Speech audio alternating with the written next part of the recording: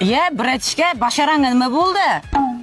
Baş kassachini yordamchisi bo'lish ham qiyin ekan-da. Optoda kassani pulni yig'ishtiraman deb bitim qavjirab ketdi bor-ku.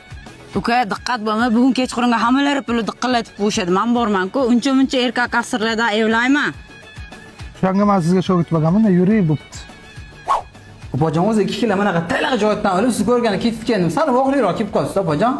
Ha, shu kunlarda o'zi 2 kilo tayyor joydan olib boradiganlar ko'payib ketdi. Ana mana qilib bir-biriniga imoshora qilyapman.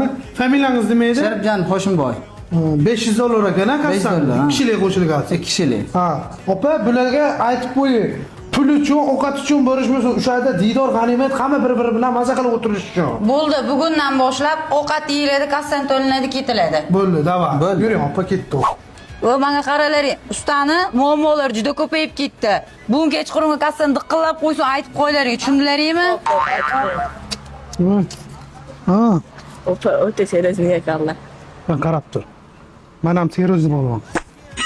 Mana eplay olmadim. Kassan pulni berasizmi? Beraman. Sventishdan 2 dona sotib beraman. Nech pul bu? $300'dan da. Hozir aksiya narxi $270. Ha, bor bo'pti. Savdoni qilib turgan kassaga pul qilib. Bu yerda bor-ku, televizor bor ekan, xolodilnik bor ekan, kirish mashina bor ekan, kassani menga chiqarib bering, men shu yerda savdo qilib ketaman. Tushamanmi? O'zimizniki bo'lib, o'zimiznikini yediraman. O'sha.